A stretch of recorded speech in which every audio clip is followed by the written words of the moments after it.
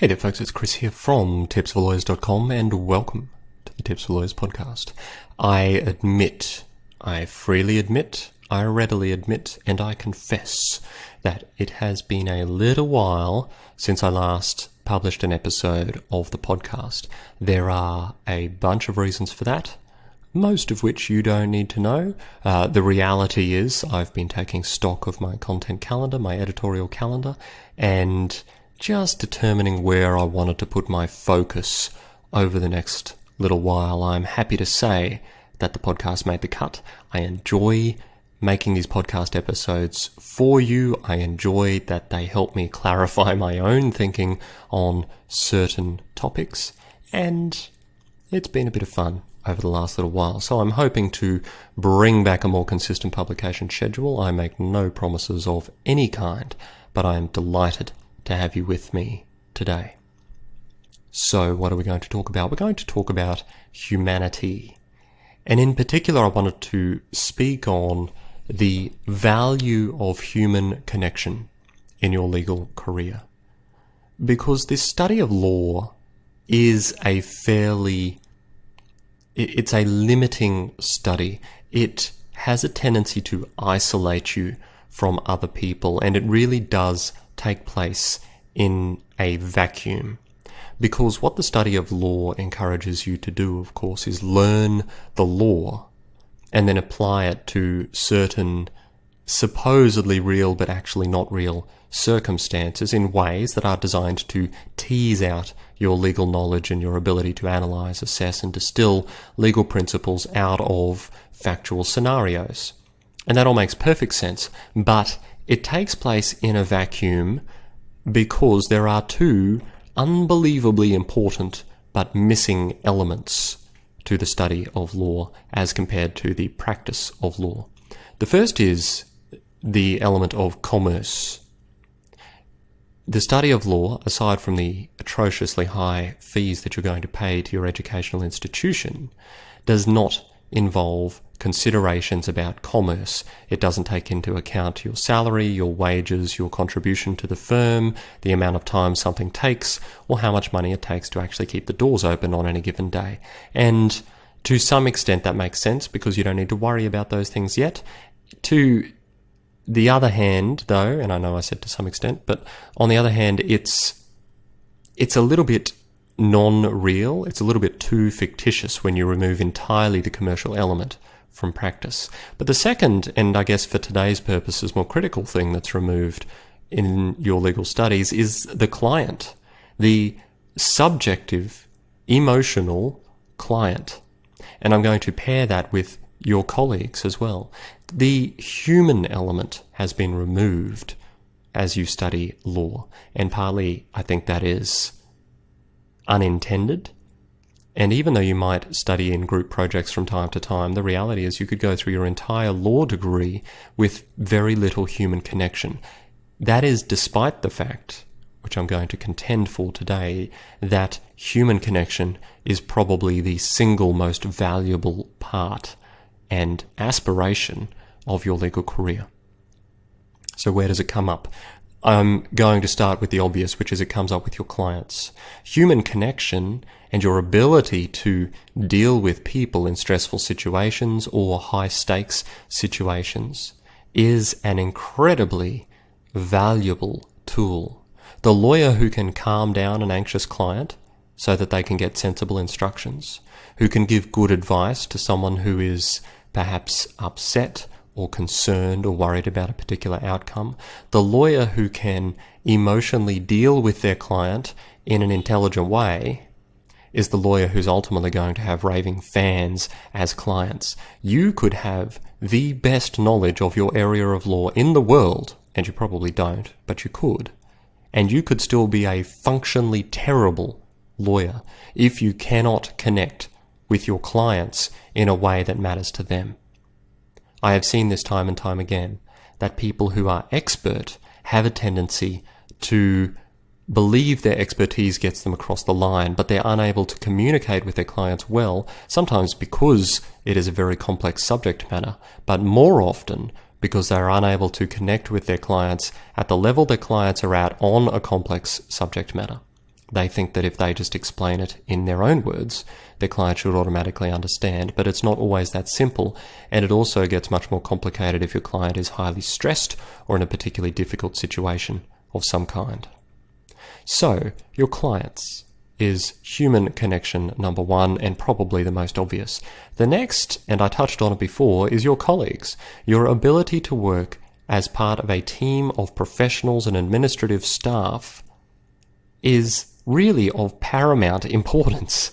If you make enemies with every single other person in your firm, it doesn't matter how good a lawyer you are, you're not going to last in that firm. It's simply not going to work. You need to be able to deal with people, and I'm not saying you need to be constantly saying yes to everyone and pleasant to everyone. I mean, I generally try and be fairly pleasant, but I'm not, I guess, saying you need to put on a facade or you need to walk around giving people donuts every day. But you need to treat people as humans, which is what they are, and you need to appreciate that people have strengths and weaknesses and that people bring all sorts of baggage, including yourself, to their practice. And that sometimes comes through in particularly stressful situations. People will get their backs up about some comment that wasn't intended to be offensive. People will become afraid when they've stuffed something up. People will become defensive if they feel like they're being attacked. These are the human elements, and they all affect how you're going to succeed in practice. Because if you need work done urgently, or you need someone to stay back past their contractually obligated time, then your ability to get that to happen is going to involve the level of trust and the level of team building you have engaged in. So even as a young lawyer, developing those relationships with your colleagues should be high on your priority list. It doesn't necessarily mean that you need to go to every single firm drinks and drink 3 dozen rum and cokes. It just means that you need to be prepared to invest a bit of time in those relationships above and beyond the time you need to spend working on the legal component of your job. Of course, other than clients and other than colleagues, there are prospective clients, aren't there? Prospective clients are the people with whom you have yet to form a deep connection, but you would like the opportunity to do so. The ability to develop rapport, whether through digital means or personal means, doesn't really matter, is extremely valued in the law firms that you're going to find yourself working in. It's extremely valued because, of course, the people who can develop connections are more likely to be those who can become known, liked, and trusted. And if you can do that, you can get clients. And if you can get clients, you are valuable. Getting clients and keeping clients are two different things, but the person who gets the clients is an incredibly valuable part of any firm. The rainmaker, you probably have heard it called. If not by me, then by someone else. The person who has the ability to bring in clients is not necessarily the technical expert of their field. They might have a high degree of expertise. The fact is, most lawyers do within a particular range. Most lawyers have a degree of expertise. Most clients actually assume that most lawyers are similarly expert. I wonder if you knew that. So what is it then that drives the decision to hire lawyer A over lawyer B? It's the relationship component. It's the connection they have or they feel they could have with lawyer A over lawyer B. And how are you going to do that? You're going to practice developing, starting, maintaining connections with other people. And you can do that easily right now. You can go on LinkedIn and simply start trying to develop connections with other people who are there also trying to develop connections. LinkedIn is a good tool because it's less confrontational than face-to-face networking.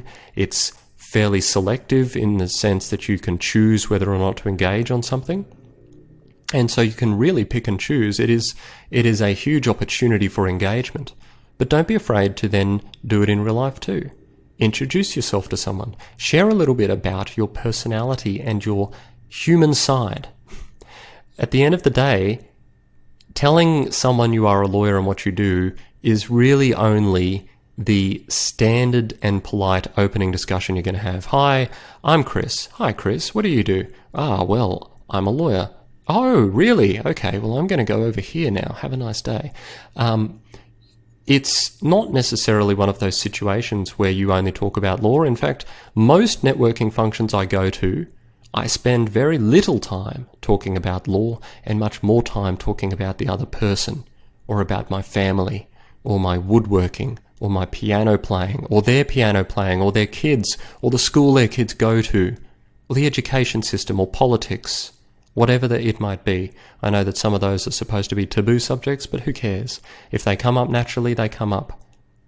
And sure, you might be a little bit guarded, but it's the giving and taking of incrementally increasing trust that is going to deepen the level of connection you have with someone. And so as you speak with them, you offer something. You offer a little piece of vulnerability. You offer a little piece of yourself. Perhaps you tell them your wife's name or your husband's name. Perhaps you disclose that you have a couple of kids. Maybe one of them was sick recently. Maybe you've been sick recently. Maybe there's something you struggled with. Maybe there's something you're very proud of them or yourself or someone else for. These are the kinds of things that create tendrils of connection. They create tendrils of human likability because people respond to them at an emotional level, and it is emotions which drive the buying decision when it comes to selecting a lawyer, not just expertise. Of course, you must be an expert in your field, but if you are an expert in your field who I hate, I will not hire you. I will hire someone else that I don't hate. So, those are three fairly connected elements of the value of human connection, but you can get the point very easily.